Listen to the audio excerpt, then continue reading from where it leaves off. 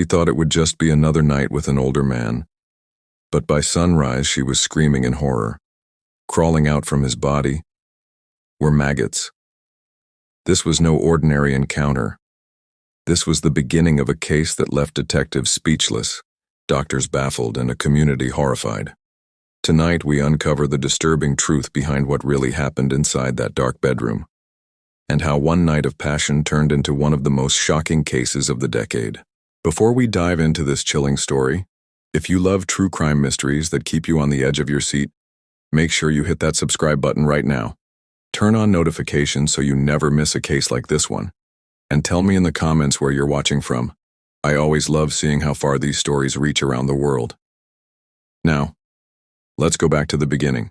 A 75-year-old man, wealthy, respected, but living with secrets no one dared to speak of. On a quiet evening, he invited a much younger woman into his home. By morning, their night together would become the subject of headlines, medical reports, and police investigations. What happened inside that bedroom is something no one could have predicted. Our story takes us to Jacksonville, Florida, a city known for its beaches, its nightlife, and its secrets. It was here that Harold Whitaker, a 75-year-old retired contractor, lived alone in a modest two-story home on the outskirts of town. Neighbors knew him as a quiet man who mostly kept to himself, but behind closed doors, Harold harbored desires that pulled him into dangerous territory. That night, he had invited a young woman named Latoya Simmons, just 26 years old, into his home. She had met him only weeks before, through what friends later described as a sugar arrangement. Harold craved companionship, and Latoya was drawn to the financial security he offered. What neither of them knew was that their agreement would end in a way neither could have imagined. As the night began, music played softly in the background. The scent of expensive whiskey filled the room, and Harold, despite his age, was determined to prove he still had strength left in him. But what started as a night of intimacy would soon take a turn so grotesque that investigators would later question whether this was a crime of passion or something far more sinister. Inside Harold's dimly lit bedroom, the atmosphere was heavy. The curtains were drawn tight, trapping the smell of alcohol and sweat. Harold, far older than the woman beside him, was determined to keep her there through the night. He poured drink after drink, laughing nervously, while Latoya tried to keep the mood light. She had done this before, but there was something about Harold's intensity that made the night feel different. Neighbors later told police they heard faint music playing until after midnight. A slow blues track repeated again and again, muffled through the walls. Inside, Harold clung to Latoya with a grip that was stronger than she expected for a man his age. She played along, smiling and indulging him, but her eyes flicked to the clock more than once. Every hour that passed seemed to stretch longer than the last. Harold pushed himself beyond what his frail body could endure. He refused to rest, even as sweat dripped from his brow and his breathing grew shallow. Latoya admitted later that she asked him to slow down, but Harold shook his head, insisting that he was fine. He wanted to prove something, both to her and to himself. His pride was on the line, and he wasn't about to let age defeat him. By 3 a.m, the room was silent except for the sound of Harold's strained breathing. Latoya lay beside him, staring at the ceiling, uneasy. Something about his body temperature felt wrong. His skin was clammy, his movements erratic, and yet he still whispered in her ear, telling her not to leave. It was as if he knew that if she walked out that door, he would never get another chance.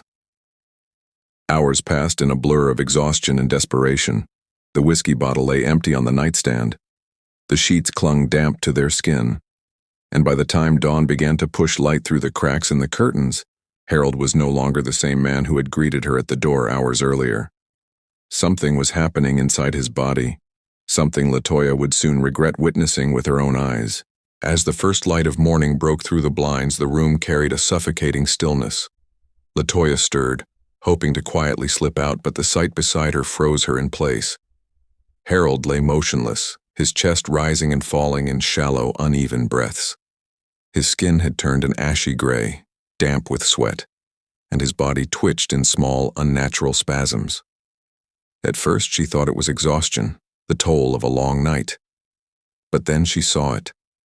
A small, writhing movement beneath the sheets. Confused, Latoya leaned closer. Her eyes widened in disbelief as something pale and alive pushed its way into the open air. Maggots, tiny, wriggling creatures crawling from Harold's body, spilling onto the damp sheets. Her scream tore through the silence. She stumbled back, knocking over the empty whiskey bottle as her legs gave way. The stench hit her next, a sickly, rotting odor that clung to the air, burning her throat. It was no longer the smell of sweat or alcohol. It was decay. Something inside Harold had been festering long before the night began. She shook him violently, her voice breaking as she called his name. But Harold didn't respond. His eyes rolled back, his lips parted in a shallow gasp, and more of the crawling nightmare pushed forward, slipping from places they never should have been. It was a sight so disturbing, so unnatural, that Latoya would later tell detectives it didn't even feel real. In sheer panic, she grabbed her phone and dialed for help. Her hands trembled, her voice barely coherent as she begged the dispatcher to send someone immediately. On the other end of the line, the operator struggled to make sense of her words. But one thing was clear. Whatever was happening inside that small house in Jacksonville was unlike anything first responders were prepared to face. The 911 call came through just after 7 that morning. On the recording, Latoya's voice was frantic, high-pitched, and broken. She kept repeating the same words. "Something's crawling out of him. He's dying. Please hurry." The dispatcher struggled to calm her down long enough to get the address, but within minutes, sirens were cutting through the quiet streets of Harold's neighborhood. When the paramedics arrived, they found Latoya barefoot on the front porch, shaking, her hands and clothes stained from the night before. She could barely form a sentence, pointing instead toward the bedroom. One of the medics later told reporters that her face carried the kind of fear he had only seen on crime scenes, not from someone who had just spent the night with a man twice her age. Inside the house, the air was heavy and foul. The medics pushed into the bedroom and froze.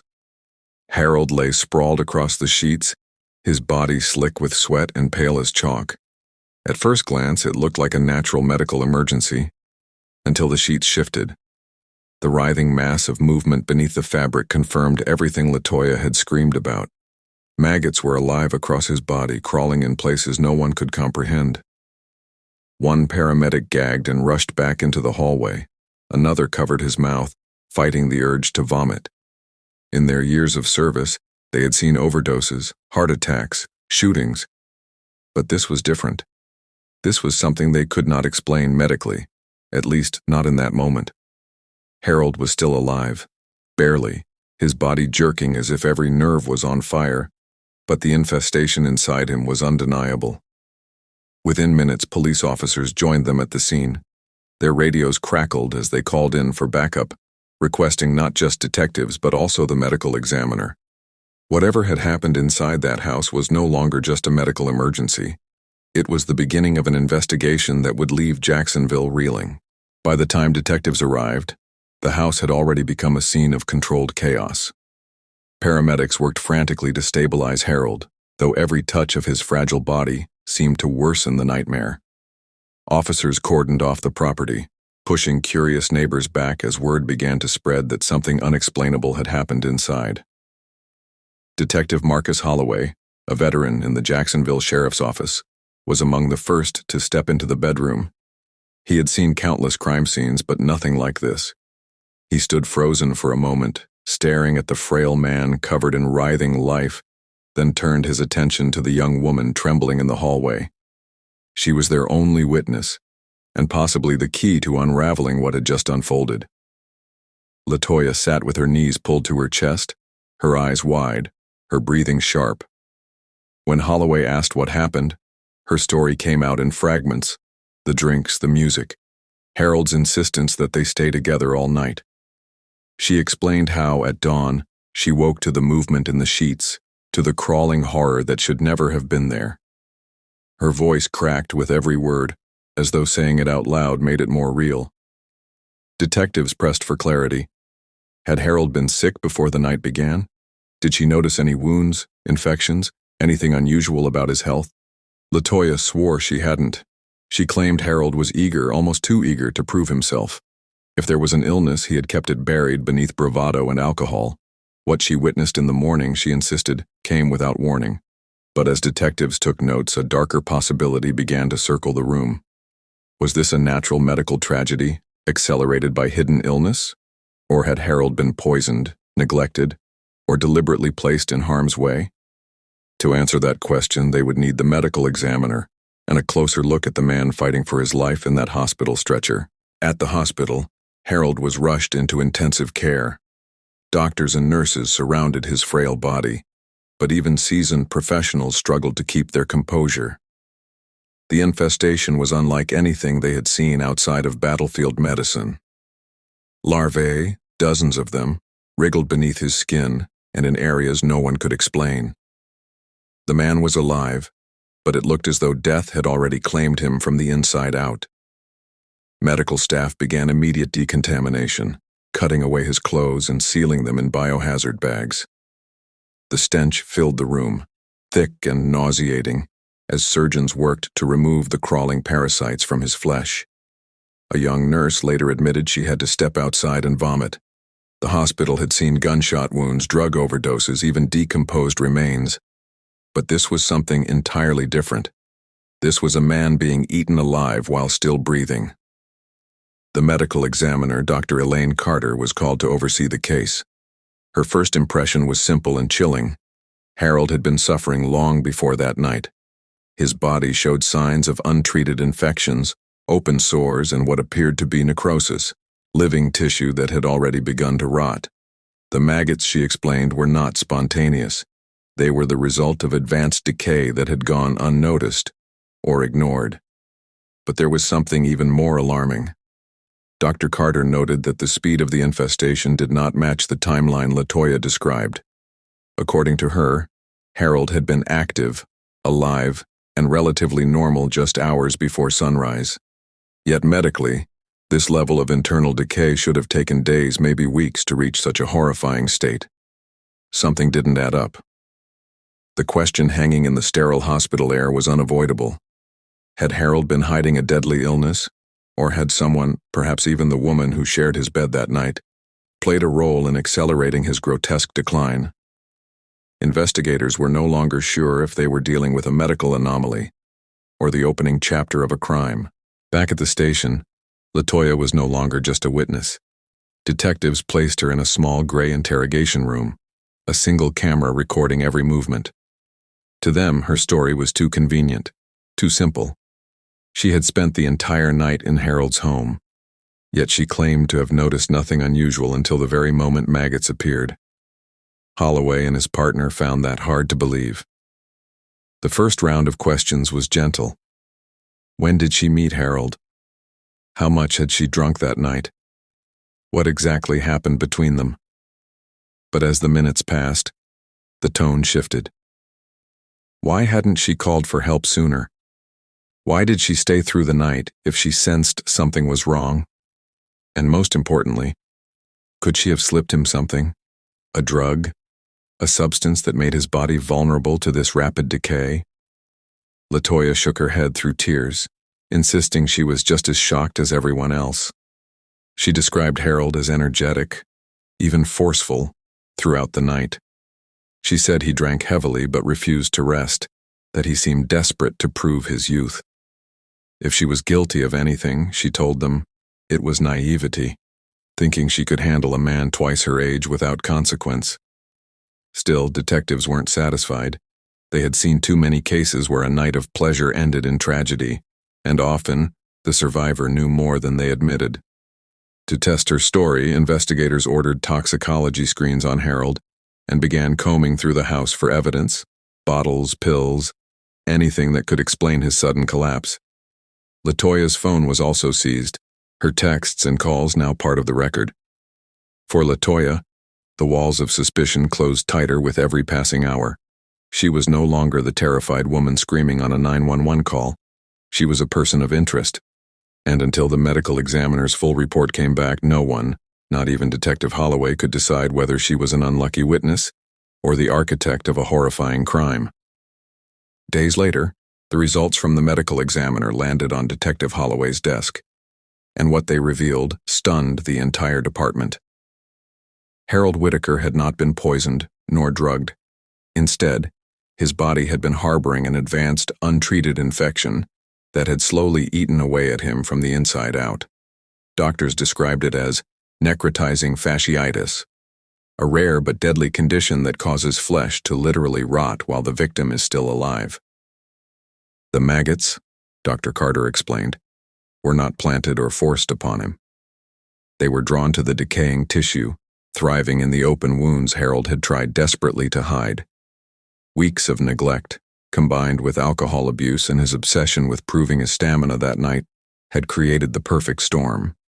What Latoya witnessed was not a sudden attack, but the horrifying climax of a disease Harold had ignored for far too long. But the twist went deeper. When detectives searched Harold's home, they uncovered hidden medical supplies, ointments, gauze, antibiotics left untouched. He had known about his condition. He had been prescribed treatment, but he refused to follow it. Whether out of pride, fear, or denial, Harold chose to live as if nothing was wrong. And in doing so, he condemned himself to a death more gruesome than anyone could imagine. For Latoya, the news was both a relief and a curse. She was cleared of suspicion, but she would forever be remembered as the woman who spent the last night with Harold Whitaker.